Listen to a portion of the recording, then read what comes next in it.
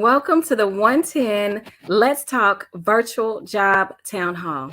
I'm your moderator, Jazzy Maxey. I'm the Community Affairs Director and Honored Talent for Radio 1 Dallas. 110 is a coalition of leaders who are working together to cultivate economic opportunities for Black talent in America. Over the next 10 years, they have a goal to train, hire, and promote 1 million Black individuals who do not have a four-year degree into family-sustaining careers. Today, let's talk jobs. We have a panel of some amazing individuals talk about resources in Dallas for Black talent to find family-sustaining jobs with opportunities for career advancement. First up, I'd like to introduce Maurice Jones, the CEO of 110. Next, I'd like to introduce Kimberly O'Neill. She is the founding director of Power in Action. Next, I also like to introduce Corey Anthony. He is the SVP Chief Diversity and Development Officer at AT&T. And last but not least, we have Tremaine Lee. He is an MSNBC correspondent and Pulitzer Prize journalist, and he's also the host of the Into America podcast. Thank you all so much for joining me today. Thank you for having us. All right, so Maurice, I want to start with you. If you could tell us a little bit about 110 and some actionable steps we can take to close the racial disparity gap we are seeing. Sure. Well, nice. Thanks for moderating here, and nice to be with all of you all. And hello, Dallas.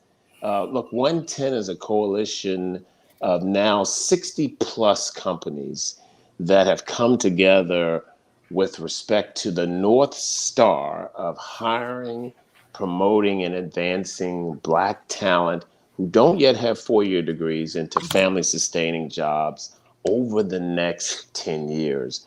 I'm delighted to say that my friend Corey and AT&T are key partners of us. I also want to give a shout out to Deloitte and our friends from Deloitte, who are also sort of our co-anchor employer tenants for this effort in the Dallas area. Look, let me step back on your question about, okay, what do we do here to make sure that the 110 Coalition is all about closing the wealth gap, which is what this is about. Mm-hmm. If you look at the things that produce wealth in America, what you'll find is in one corner, you've got home ownership and small business ownership, right? Mm-hmm. In a second corner, you've got community assets that really need to work hard for you. Schools, healthcare, recreation, access to healthy food. In a third corner, you've got access to capital, access to savings, access to insurance. And in a fourth corner, you've got access to quality jobs, jobs that pay a living wage, jobs that allow you to save for a car, save for a home, save for retirement, save for education. The 110 Coalition is right in the heart of that quality jobs piece. What we're trying to do is to make sure that quality jobs are accessible to Black talent and to all other talent out there without this barrier of the four-year degree keeping you out of earning your way into the middle class. And so concrete actions that folks can take, well, first of all, the corporate sector can do what Corey and folks are doing, removing that four-year degree barrier from keeping folks out of earning their way into the middle class. I'll stop talking for now and come back with some other actions, but that is a key piece to the journey. Glad to be with you and grateful for all you're doing. Yeah, thank you so much for joining us again today. And this is a powerful conversation. And I agree with what you said about the barriers of people having degrees and getting into employment. It is a barrier for a lot of African Americans. Corey, I want to bring you into this conversation. You have led AT&T's diversity efforts for a number of years. How can Black talent take advantage of strong economy during the pandemic? It's a great question, Jazzy. because we are in, it's a really unique place that we occupy now in terms of jobs that are available versus the number of people who are applying for those jobs. And right now, we literally have more jobs available in the marketplace than we do have people applying for jobs. So this is a great opportunity for everyone, and especially Black talent in this business. I'll circle back to one of the points that Maurice made, which is so key in this work that we're doing in the partnership with 110. And he says, hey, we are looking to help facilitate these opportunities for folks who do not have a degree yet. So I want to be clear, Jazzy, as we go through this conversation and the work we're doing with 110, we are removing that barrier of having to have a 4-year degree.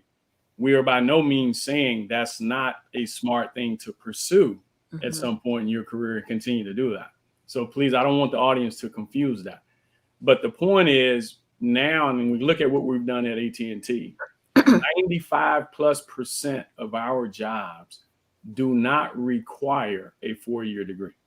Okay. Again, 95+% do not require a 4-year degree. So for the Black talent, for the talent that's listening in today, take advantage of this opportunity, this market where it is a candidate market. And to do that, be really intentional about the skill sets that you currently have, whatever that is. And I know everybody's at different places. Some of you may just have graduated from high school a few months ago, and some of you may be into your second year at community college, et cetera, and everything and in between. But take inventory of the skill sets that you do have, and then look around in the marketplace and say, hey, what is something that I'm really interested in building a career? Because Jazzy, I want folks to think beyond just a job, but how they're going to build a career. And to Maurice's point, that's how they get on this path of moving into the middle class and beyond. And so I want them to think beyond that. And now is the time to do it. If there's one thing that you absolutely have to walk away from is that you take away from this conversation, do not wait until tomorrow. Like, start that effort right now. There are resources. You can go to attjobs.com. You can start with us. There are a number of other companies that you can reach out to, 110's website, but don't hesitate. Start that work right now. Be very intentional about it and take advantage of this opportunity that's in front of you today. Yeah, I think that's really great that you brought up the point that 95% of the jobs don't require a degree at AT&T. I had no idea about that, but you did express the importance of education. And I just kind of want to follow up. So the jobs at AT&T, do you also, for your employers, offer to help pay for higher education once they do get on board? I'm glad you asked. That way I can share this when it doesn't sound like I'm bragging. So part of the opportunities that you would have access to at AT&T is yes, Jazzy. The short answer is yes. We do have programs where we will help pay for that continuing education, as an employee, and that's in all shapes and forms. That's your more traditional pursuits of college degrees on campuses. We have what we call nano degrees, where you can compress the time that's required to get a degree. A 4-year degree, maybe into a year and a half or two. We have those programs. We have certifications. We have specific skills-driven programs that you don't have to get a college degree, but you join AT&T and we will train you and we'll skill you up in this area where you can go and be very competitive, not just internally, but externally as well. Okay. And these are very technology-oriented, driven jobs, which means the sustainability or the longevity of a career in these domains is really strong. It's really good. Thank you so much for sharing that. Kim, I want to bring you into this conversation. You have lobbied on Capitol Hill and have been the boots to the ground. So what, in your professional opinion, has been the number one impediment for Black talent? So thank you, Jazzy. It's great to be here with everyone. I think one of the main things that I've seen over the past decade or so is that we fail to talk to community. So if we're talking about supporting talent within the Black community, have we talked to the community?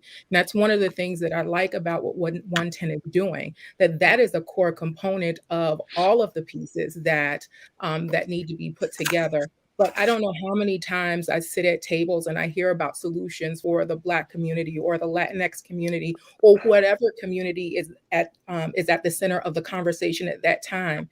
And I look around the table and I look for the representation. Number one, that has connections to the community.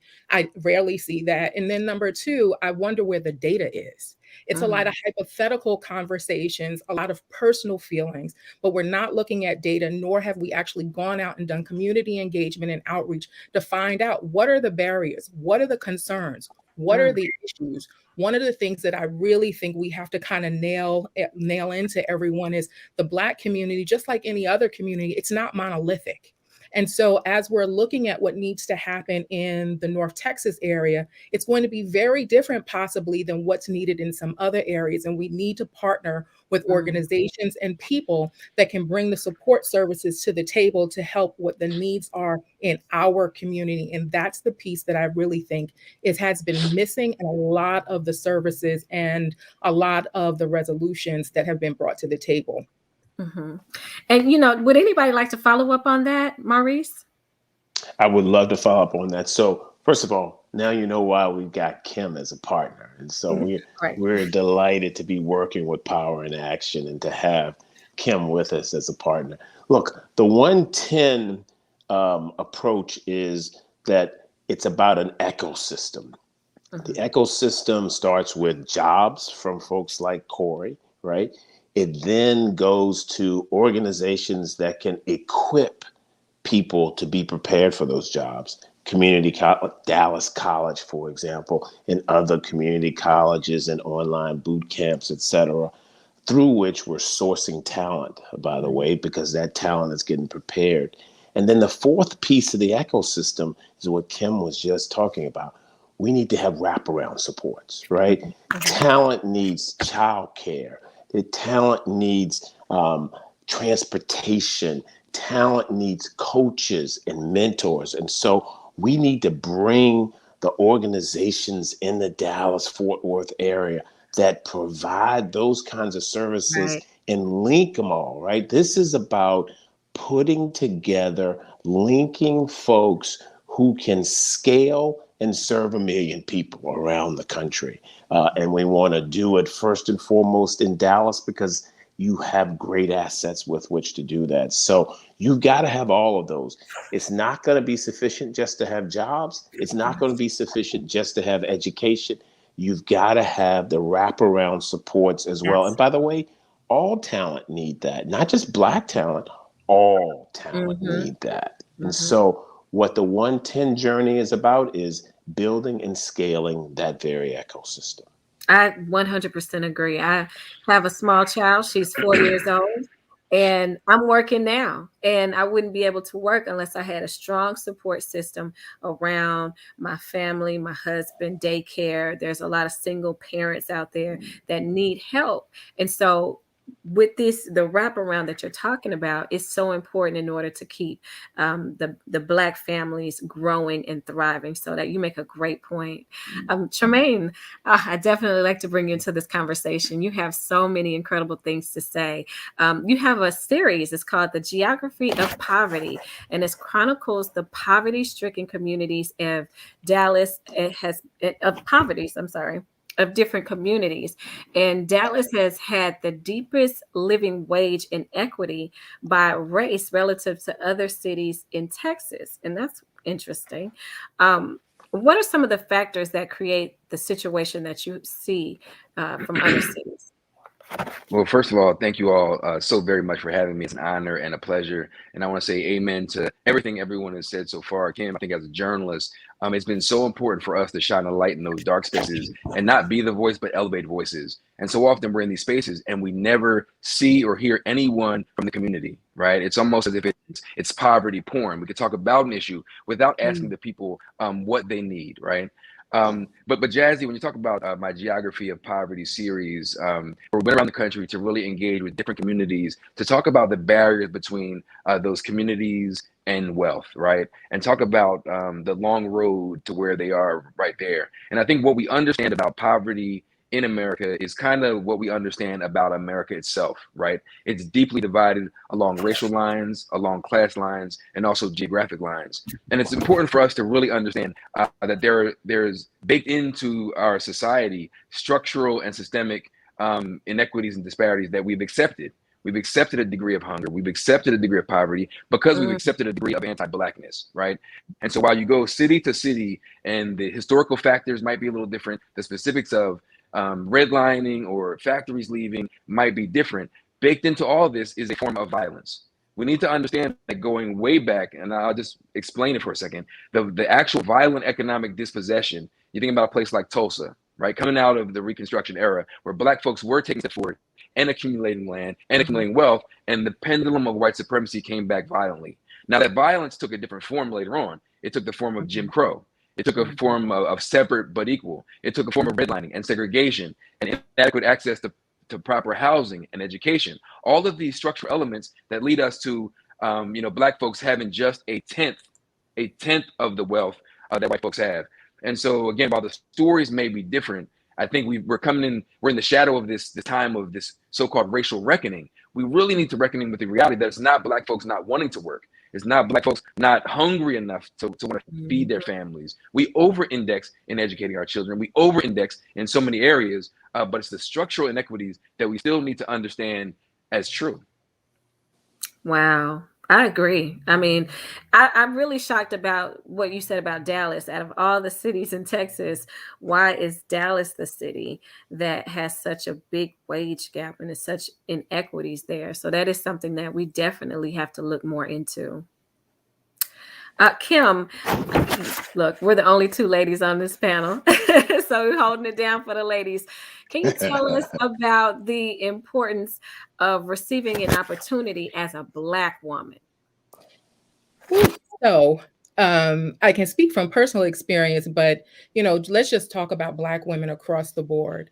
Black women are making 63 cents per dollar as compared to non-Hispanic white men. So right there, we have a problem when we're talking about a check that's coming home. But if we put that across a Black woman's lifetime, we're talking about retirement. We're talking about opportunities to buy a home. We're talking about opportunities to invest in their children's education. We're talking about quality of life issues. And so it is important that we pay attention to not just getting jobs, but that we're paying attention to pay disparities as well, because that's another piece of the puzzle when we're talking about not only getting the people in the Black community jobs, but what happens when we start adding the variables on top of that start taking away cents that they could potentially earn. And then we're looking at, during the pandemic, I read an interesting stat a while ago that Black women made 11 to 27% less than white men during the pandemic. And so when we look at that, and then we look at who we considered essential employees across the board, how damaging could that be? And so we want to make sure, going back to, I'm a big proponent on what does this mean for economic development? I'm a former city manager. So when people aren't making money, it means that our cities are not making the kind of money that we can make. When people are not able to buy their basic necessities, tap into and pay for things so that we can increase our tax base and what our budgets look like within government, we are impacting the overall quality of life in each of our communities. We want women, we want Black women, but we want all women to be able to take care of themselves, contribute and take care of their families as they see fit, but it should be done in an equitable way. And so a program like 110 can help to begin to level out the playing field, but it's personal because it's not just women who are degreed and women who are non-degreed, it's women across the board. And we really have to pay attention to those statistics. And I will just want to add, because I'm a numbers person, if we don't pay attention to statistics when we're having these conversations, it means that we're bringing hypothetical solutions to the table sometimes. It means we're bringing to the table good feeling solutions. But if we pay attention to the data, then we have a baseline for where we need to go, and we can measure how successful we are, or if we're not really moving the needle at all. Right.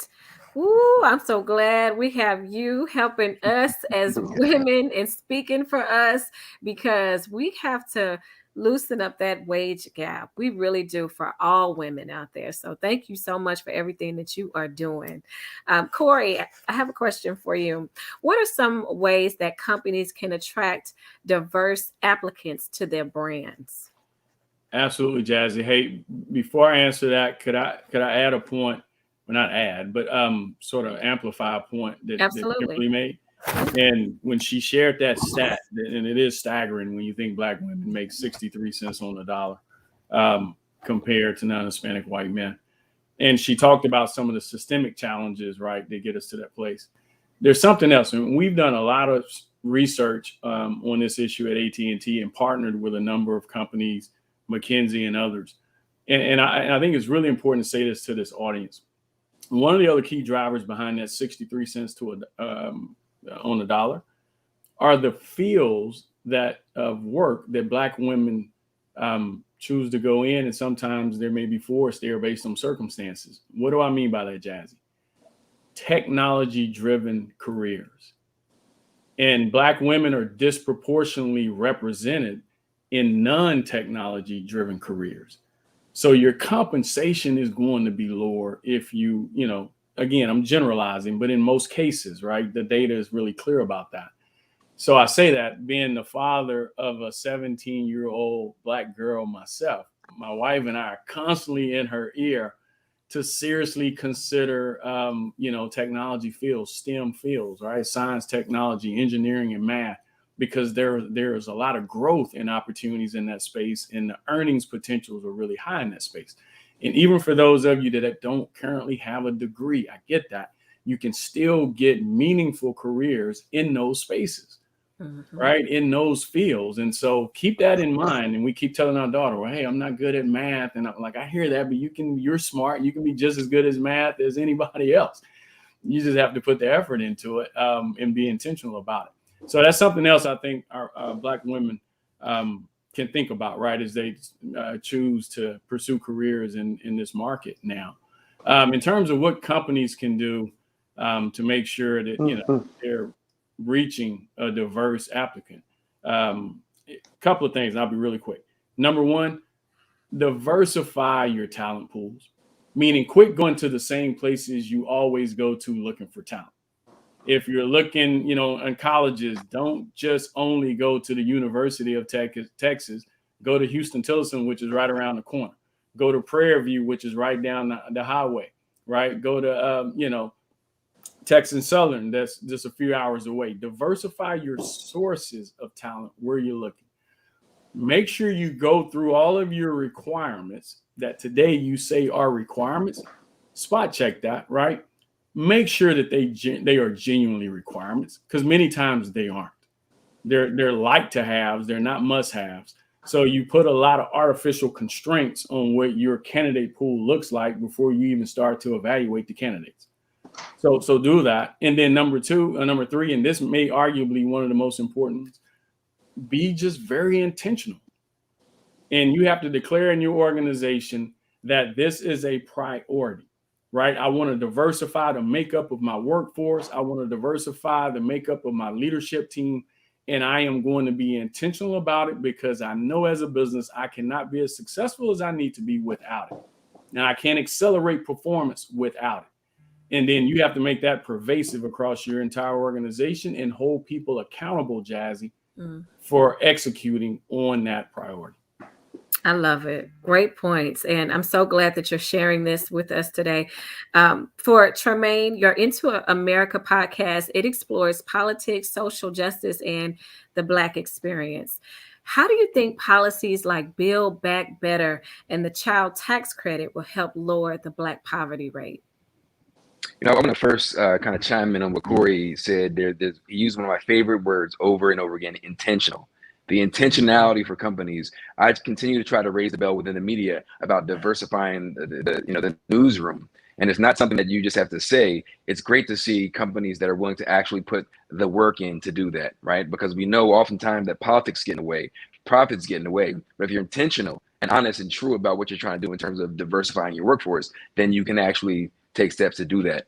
When it comes to the Build Back Better plan, it reminded me of what I just said a minute ago. Politics are kind of in the way. When you think about Pell Grants, right? Expanding Pell Grants for students who can't afford college, the child tax credit. So many women, Black women and brown women in particular, who are forced out of the workforce because they can't afford childcare. It's an abomination. So it could do a great deal of help, but we also can't approach this as a rising tide lifts all boats.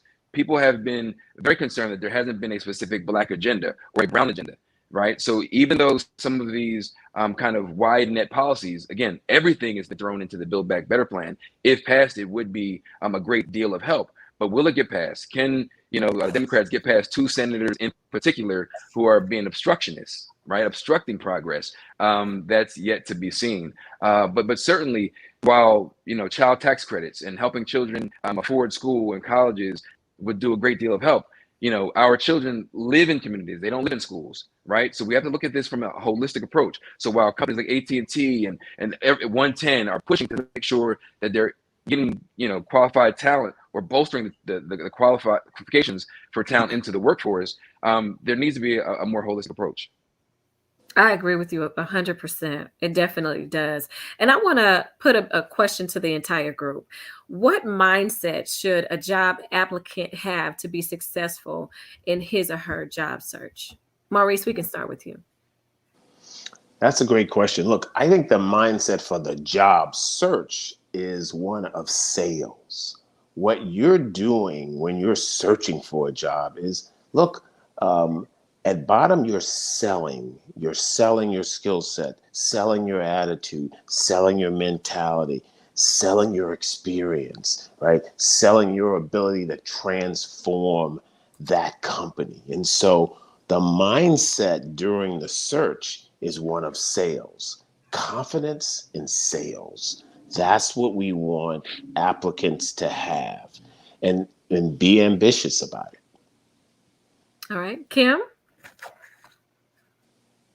I'm going to say that for me, it's twofold. One is that I would encourage all talent to take advantage of resources, especially resources that don't cost anything. Put pride aside and absorb. And this may mean that this is a change. And for those of us that are a little bit more seasoned, this may mean that this is a shift in what you are typically used to doing. And if you're younger, this means take advantage and figure out what other types of opportunities there are out there. But I think before we can ask what should talent and a successful job applicant, what should they be thinking about? I think we also have to remind employers that this is about a shift and a culture change on both sides. That if we're looking for opportunities to bring people in that don't have degrees yet, when historically you may have hired people with degrees, that this means that just not opening the door and let anybody in. You're still bringing in qualified talent, right? So we're not sacrificing that, but that your company and your employees and your leaders have to know that this is about the bottom line. This is about the global economy. This is about the US economy. And if our neighbors are not successful and bringing in family sustainable wages, again, it means that we are going to have some challenges within our communities. And when we look at the country as a whole, that's not something that we can afford to happen. We should want everyone to thrive. So if we have that on one side and then tell everyone else, take advantage of these resources, they are there for you. These are not handouts. These are opportunities to increase your bottom line and what goes into your household every single week, bi-weekly, monthly, or whatever the recurring rate way for them to get paid. But I just want people to take advantage of resources and be okay with explaining. And when you're tapping into these resources, if you don't understand something, ask. Just ask, because you want to take advantage of everything that there is for you as you're going on this job search.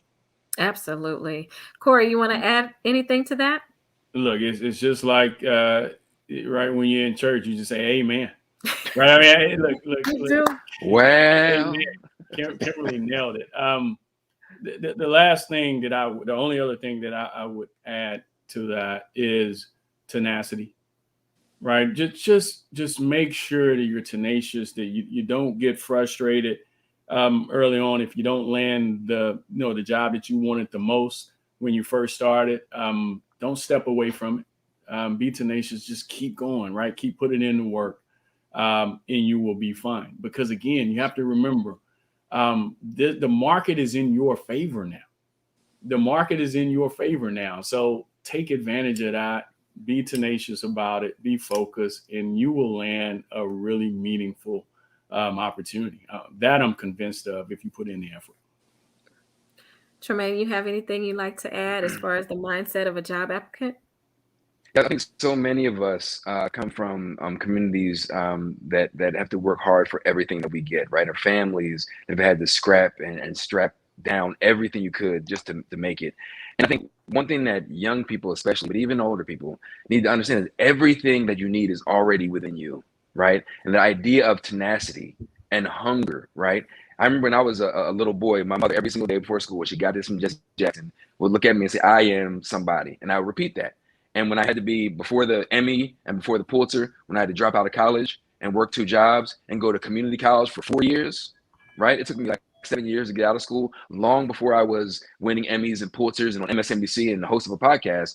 I had to remind myself time and again, even when it was hard, that everything that I need is within me and that I am somebody. And people can feel that, right? And you have to bring that energy, because people can also feel if you don't believe in yourself and if you don't really want it and you can't harness that fire in your belly. People can also tell. And so that kind of feeling and that energy is kinetic and infectious. So try as hard as it may be. Everyone's circumstance is different, right? Some people are really, really struggling, but everything that you have is within you, and bring your full self. You know what, Tremaine, you're not by yourself. It took me 7 years to get my degree too. There we go. There we go. But you know what? I am happy that I did get my degree, because it led me to where I am today. And I agree with what you said about being, aggressive with what you want, because I did an internship and I worked for free, in the radio business, but it worked out for me. So there's a lot of people like, I ain't working for free. All I got was a credit that I still paying for today, but it did give me a career. So I agree as far as being passionate about what you want to do and going after your dreams. And so I'm going to ask you guys, one more question toward the panel, but I do want to, you guys to touch on networking as well, and how important networking is when you're trying to get a job in today's market. Now, what are some of the local resources? Kim kind of touched on resources for finding, securing, and applying for jobs that you guys can recommend. Maurice, we'll start with you. Look, I think the most important local resources are the people you have right here in front of you, the Corys of the world, the Kims of the world. It's people that people that you can meet. Because what you need are mentors and coaches and folks who have actually forged pathways, whom you can talk to, whom you can network with, who can introduce you to other folks, who can help you with developing your resume. The most important local assets are people that you come across in your church, in employment, in your day-to-day life. And as a job applicant or a prospective employee, you need to always be thinking about, who do I want to reach out to, right? And look, take the risk of reaching out. Absolutely. Kimberly, you want to chime in? So, yeah, I think about Power in Action. Just so that everyone knows, Power in Action, we are almost 2 years old. We're not even 2 years old yet. We started and formed, we're 52 Black leaders from across Dallas, really across North Texas. And we got together because the goal was, how do we help the Black community on the other side of the pandemic? And when I look at our talent pool and how we network, that we have some of the greatest resources within our talent pool to talent developers. I know Dr. Francois Booker Drew, she's one of our co-founders. If you follow her anywhere on social media, at least 2 or 3 times a day, there's going to be a job opportunity posted. And the job opportunities do not always require a degree. So connect with people, figure out who's out there, tap into resources, tap into us. figure out who's in power and action, reach out to me. I'm happy to point you people in different directions. But it is important to look at those who are already in our communities, who are already serving our communities, who are trusted within our communities. Those are the organizations and the people in your network that you should go and connect with first, and then figure out, if I have done one thing or two things right, ask yourself, what do I need to do to just do that next third thing? How do I continue to just add one little step in my journey to help me get to a job that helps me bring in better wages into my household, and hopefully find something that you actually enjoy doing? Because I think that that's going to be really key. And then I would say Dallas College. I think we underestimate our community colleges. I am a former community college full-time professor, and I am going to say I don't know any student that just wanted to go to school just to pay for school. Everybody wanted to be there for some reason, because to them, that helped them with their trajectory in the long run.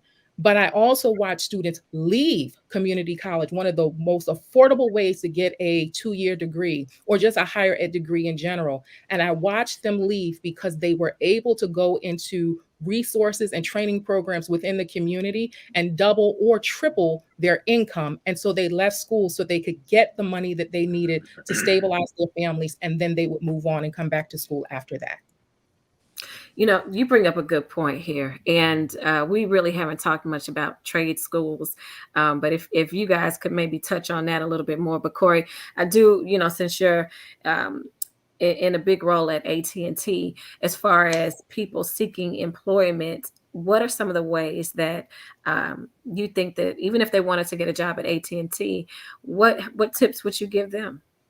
Yeah, absolutely. I think Maurice and Kimberly hit almost every base, right? Kimberly made a really good point. Tap into those organizations that are already in our community. And you'd be surprised the inroads that they have to our access that they have, and knowledge and information that they have about different jobs, right? I'll put an AT&T lens on this. You know, Bishop T.D. Jakes, a very prominent spiritual leader here in North Texas. He and I have been partnering for some time now around how we're creating opportunities, right? And, you know, even opportunities for individuals who are re-entering the workforce. Maybe you've been locked up for the last couple of years and you're out now and you need to find meaningful employment, right? We're partnering on programs for that. What we're doing with the Urban League and Mark Morial and that team, and NAACP and Derek and that team. And so there are connections, and these organizations are in our communities. So take advantage of those resources. And then number two, look, spend a little less time on the gram, a little more time. Wait a minute, I feel offended. No, I'm just saying. Just saying. A little more time going to these companies, these organizations like us. You go to att.com/jobs, and there it is. I mean, all of the opportunities are right there, and we're not the only one who's doing that. Right? You can go to all of these companies. You just go to their websites as a really good start, and then you can find what the opportunities look like here in DFW. You just have to make the effort to do it. Okay. Tremaine, would you like to add on that? And of course, I'd like to get some of your comments on second chance offenders, because we didn't mention that in regards to 110 and if they helped second chance offenders as well. But Tremaine, if you have anything you'd like to add as far as if some people are looking for a job, what are some tips that you'd like to give them? Or what are some platforms? Yeah. Do y'all agree with LinkedIn or, you know? The one thing I would say, and again, you know, a lot of my mentorship is aimed at young journalists in particular, or young people from the community who want to tell the story of their communities. But I would say, no matter your age, don't be too proud to be a mentee. Find yourself a mentor. Silence yourself up next to someone. Pick their brain. People love to talk about their experience, and they also love to pour back into people, right? You got to approach some folks the right way, but don't be afraid to be a mentee and be a student. It doesn't matter whether you're 19 coming out of school or you're 35 trying to find your way. Get next to those folks who have the experience and expertise. But I'm glad you mentioned, you know, returning citizens. So often we forget about them. We relegate them to some other space because they made mistakes in their lives. But who best, and this is from a journalistic perspective, to tell the story of how our society actually works and the pitfalls and all the stumbling blocks along the way, economic and otherwise, than those who've been most affected by it. And it goes back to what Kim mentioned earlier about having people at the table who have experienced this, not just talking at them or to them or trying to provide them, here's what you need. Let's go back to these folks. But 90+% of people who are incarcerated come home, right? They come home. And so we always have to remember that. What kind of communities do we want to have? And we should be leaning on those folks who have the fortitude. As many of us know, many people who've been in pharmaceutical sales are some of the not only best salesmen, understand how to run an organization, understand economics in a certain kind of way, have a great fortitude. Now, again, I'm sorry, AT&T and 110 to talk about, hustling on the block here, but seriously, we have untapped resources in our communities, folks who've been just trying to survive and scraping by. I think we could use some of those young folks, especially. I agree. Would you guys like to add anything else to the conversation? I would just second that. Look, there are skills, there are people with skills everywhere. And so people who are returning from incarceration to our neighborhoods, we want to make sure that job opportunities, solid job opportunities are open to them as well. And so 110 will definitely be working with that cohort as well. Absolutely. Perfect. Because those people, a lot of them have families that they have to take care of.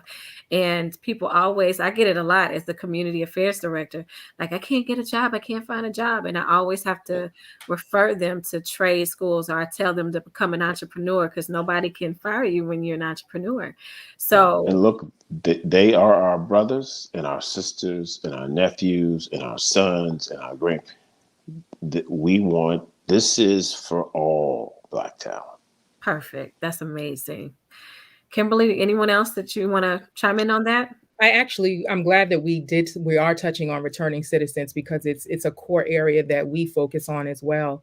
And I just want to put out there, and as we continue to talk and support our returning citizens, I think it is important not to remind them that they are a returning citizen. We may have to address it from an HR perspective for getting into organizations, for whatever the process is. But once people have been hired, you don't need to remind them. And we need to make sure that people are encouraged that as you are looking for these job opportunities, you don't have to carry that every step of the way once you're on the inside of a job. And so I just want us to find ways to respect our returning citizens and to encourage our returning citizens not to carry that trauma with them throughout their journey for employment as well. Mm-hmm. And one last question before, I know we've been on this panel for a while, but this is mainly directed toward Maurice and Corey. For companies, employers that are hiring, and they have the formats of, you have to have a degree, entry-level positions, you need to have the degree in order to get this job.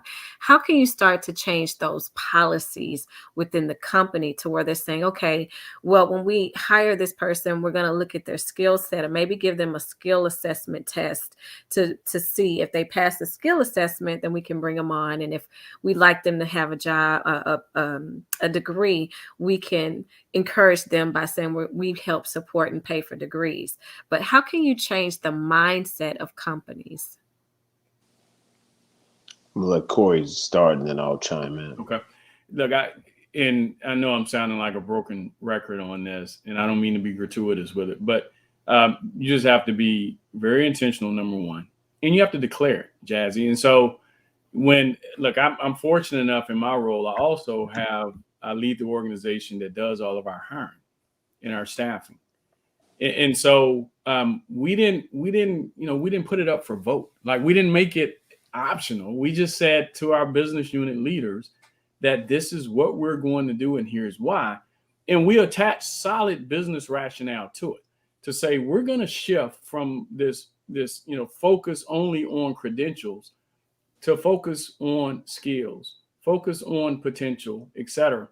And then also be very specific about certain roles. So I don't want to mislead on this call. Mm-hmm. Don't you guys call me after this conversation and says, hey, Corey, I've been wanting to be a lawyer my whole life. I don't have a degree, but I want to come be a lawyer for AT&T. Like, no, that's not going to work, right? There may be some opportunities in our legal department where you're not having to show up at a courtroom or represent us in some legal proceeding, that may be an opportunity. You're not going to be a lawyer without having a degree. Right. So that's that really small percentage of roles. We do have specialized roles in our business that, yes, you have to have a degree. But I'll give you an example, Jazzy, of one that many people would think a degree is required. We do a lot of work around software development, creating platforms, et cetera. Mm-hmm. We are hiring individuals that do not have a 4-year degree, right? But they have demonstrated they understand coding language. They're really good software engineers without even having an engineering degree. And they can demonstrate that expertise and proficiency in that space. Then that's what we're looking for, because that's the skills. I don't need the credentials that you got that degree from Georgia Tech or Texas A&M or Stanford or whatever. I'm more interested in the skill sets. So that is a shift. And I'll admit it, it's not an overnight shift necessarily, but it is one that we've been on for some time and we're finding success. And that is the other point that I'll make. Success really is helpful here. So we're very smart about the candidates that we do bring in. So it's not, and I think Kimberly, you made this point early on, it's not just anybody and everybody, right? I mean, we still go through the process to ensure that this person is going to be successful in our business, but they just don't have to have that degree. And then when leaders see that, they're more likely to say, okay, bring me more candidates, because I've had great success with Maurice, Kimberly, and Tremaine. Then who's the next person you can bring into this business that doesn't have that degree? Mm-hmm.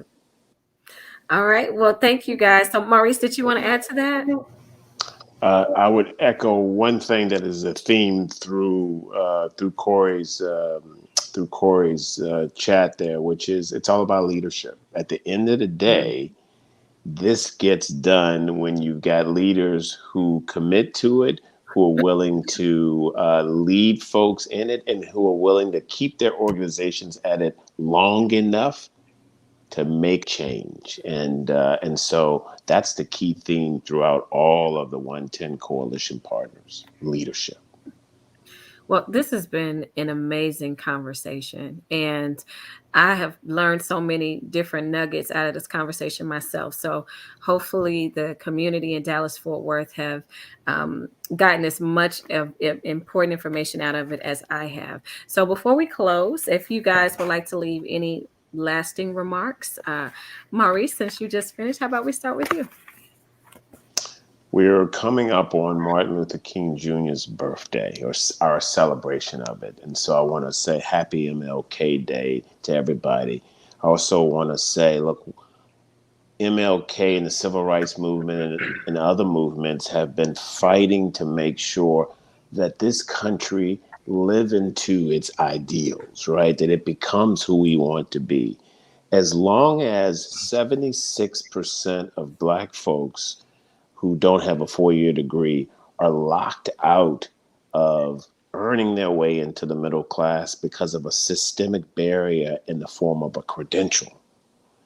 As long as that is still a reality, which it is in our country right now, we have more work to do. And so I'm grateful for everybody who has joined this 110 Coalition to try to eliminate this barrier to folks earning their way into the middle class. And I'm looking forward to saying on MLK Day with others, yep, we're going to recommit to trying to make this country what its ideals say it wants to be. So happy MLK Day to you all and to your audience. Thank you. Tremaine, do you have any lasting remarks? Yeah, I want to say, as a community of Black people across the country, we've suffered a lot in the last 2 years from COVID, right? We've lost a lot of loved ones, we've lost a lot of jobs, a lot of wealth, a lot of income. But I say this objectively as a journalist: we are mighty strong people, and we stand on mighty broad shoulders. And now is the time for reinvention, and we should push our corporations, our country, the politicians to do better and be better, right? But we also cannot wait on anyone to save us. So I think we have to be intentional about pushing in our communities. Thank you. Corey, would you have any lasting remarks? Yeah, one, just thanks, Jazzy, to you and others for this platform. It's cool to be on a panel with, folks that are as accomplished as these other panelists, right? From Rhodes Scholars to Emmy winners, et cetera. And I was thinking about that. The only credential that I bring to this is I won my family's domino tournament 3 years in a row. So I'm in high esteemed company here. Look, in all seriousness, you see over my left shoulder is about MLK, and we don't talk about it, I think, enough as a country. But before he was killed, assassinated, he was leading a lot of work around the country, Chicago and other cities, right? This war against poverty, and really focusing on that. And we at AT&T believe, I am convinced personally, that one of the strongest forces to lift our communities out of poverty is economic advancement. And to Maurice's opening comments, the strongest way to get there is through meaningful employment, right? And entrepreneurship. And so this partnership we have with 110 fits squarely into that, right? Strategically, it aligns with what we're trying to get accomplished. When I have my AT&T hat on, Jazzy, and then when I have my just Corey Anthony hat on, a brother who's in this community and who has kids himself, look, that aligns perfectly, because I'm convinced that's the quickest way that we break these cycles that we deal with in our communities. And so for all of you out there, take that first step today. Don't wait. Go out to att.com/jobs. Start there today. Start at some other company. I don't care. Go to 110, but start today. Do not wait. All right. Thank you. And Kimberly, my sister, we're the only two on this panel. Together. Please close us out today. I am just excited to be here. I'm excited to be part of an amazing team of leaders that are going to help support 110 and AT&T and Deloitte and all of the other partners at the table. When we launched Power in Action, our tagline became, "We mobilize to advance the Black community." And that is what we're here to do in partnership with 110. So I'm excited to be here. And as a student of civil rights, as a former political science professor, I just want to make sure, as we continue to talk about Dr. King, the March on Washington was the March on Washington for jobs and freedom. And so I think it's time for us to continue, and bring the total vision to light through this program over the next 10 years through 110. So I'm just excited to be a part of it. And I know that my team is as well. And, I'm ready to go have a team meeting right now to figure out what's next, but I'm going to leave them alone tonight. Corey said, let's start with some dominoes. That's what I heard. He said, start with dominoes, and we'll get to the rest later.